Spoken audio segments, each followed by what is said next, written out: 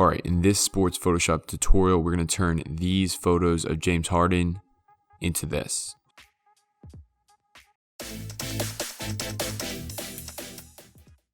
So the first step I'm going to show you guys is how to sharpen all of these images. So with your player selected, you can go to the filter, sharpen, and then add unsharp mask. Once you're in unsharp mask, you can move your sliders to your desired liking. These settings are going to be different for everyone, so don't just copy my settings that I have. Alright, next we have camera raw filter. So we're going to increase the texture and clarity to get that HD effect that everyone knows, especially on his beard.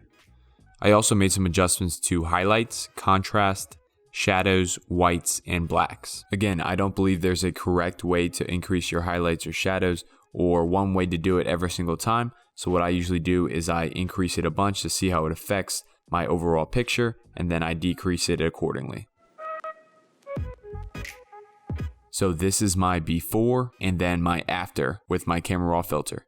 This next part is how to create the cool text effect that I have in the background. So believe it or not, this is actually 3 layers. You have the underlying layer, which is a darker shade of blue, which really creates that 3D effect. You have the top layer that gives you the white outline, as well as the gradient that we have on the photo. And then you have the third layer that gives you the pattern clipped inside that top layer. Alright, so if you take a look at my example here, you can see I have 2 layers. One is a bright red layer, and then the underneath one is a darker shade of red. If you look closely, there are gaps between the 2 layers that are created because of this effect.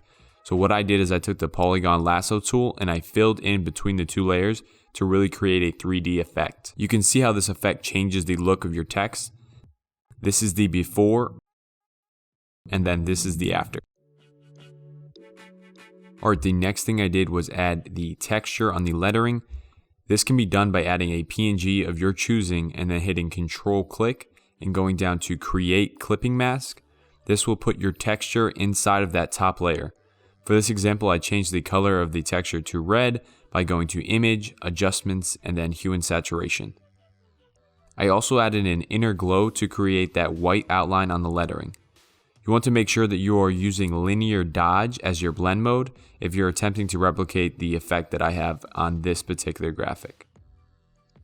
Alright, before I get into the next part of this video, I want to let you all know if this video gets 100 likes before the next video comes out on Monday, I will give away the PSD file and all the elements and overlays that I used within this video for free. So all I have to do is get 100 likes. Alright, back to the sticker edition. So first you're going to put your logo on top of the sticker, and we're going to have to change the blend mode to screen, and then you can lower the opacity to make it look more realistic. The next thing I did is add some text as well as some different add-ons. These are really what create a good graphic, are these little details. In this particular case, I added to the bottom left-hand corner a picture of James Harden, as well as his shoes that he's going to be using, a price tag, a barcode, and this really created a cool effect that we were like selling James Harden. I also added some text to the bottom and put a blue square underneath the entire photo. So I changed the text to red and I added a white stroke to the outside of the lettering. I then increased the text size and added a black shadow to make it look like it was sitting on top of that blue rectangle that we created. This can be done by adding a drop shadow and making it black. You can see the specific adjustments that I made to give it the effect that it was sitting on top of the rectangle. I then added a sports uniform texture and created a clipping mask to the text. I changed the screen mode to linear burn and then lowered the opacity. Alright, this next part is going to be how I did my background design. So if you look closely here, you can see that I have a white image of the Brooklyn skyline. And so what you can do is you can double click on your image, and that's going to give you the blending options layer. And then what you can do is you can take that white slider and you can slide it over to the middle, so only that shade of white and darker is showing. Alright, the next thing I did was add the bus map of Brooklyn. So it's pretty simple. You can just go to Google and find any bus map that you want.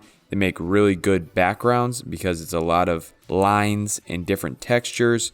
And so what you can do is you can put it on the blend mode multiply. And what that does is it makes it a little bit darker and it puts it into the background and it gives you a little bit of texture without having too much emphasis on it. Alright, the last part is color correction. So I first added a hue and saturation layer and increased the saturation.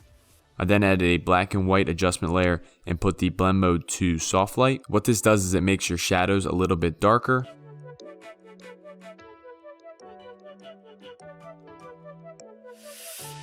And after I did that, I added a Kodak filter, and I also reduced the opacity on that because the effect was a little bit too strong for me. I added the color lookup film stock as well as 3-strip. 3-strip really brings out your reds, and then film stock really increases the highlights in your photo. With both of them, I had to change the opacity because the effect was a little bit too strong. You can see how subtle these changes are, but you have to remember that you're doing multiple color adjustments and that it's about the overall picture, so you want to slightly adjust things rather than use big increments and big color adjustments. I then created a gradient map and put the colors to blue and red. I changed the blend mode to light in color and lowered the opacity to make sure I had some blue and reds showing through my image. Gradient maps are definitely something that you guys want to learn to use. I still am learning to use them, but I do think they provide a little bit of color as well as uniqueness to every single graphic I put them on. And I also added a black and white gradient map and adjusted the blend mode in order to darken certain areas on the background. I then added a vibrance adjustment layer as well as I adjusted the curves in order to bring some more light to the graphic.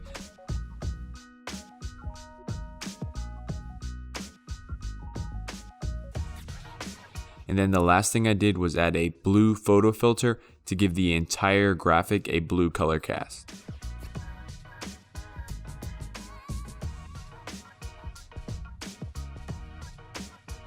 So this is the before and then the after for my color corrections. You can see how much of a difference color corrections make, so it's definitely something that you guys want to incorporate into your own graphics. And then this is my final result.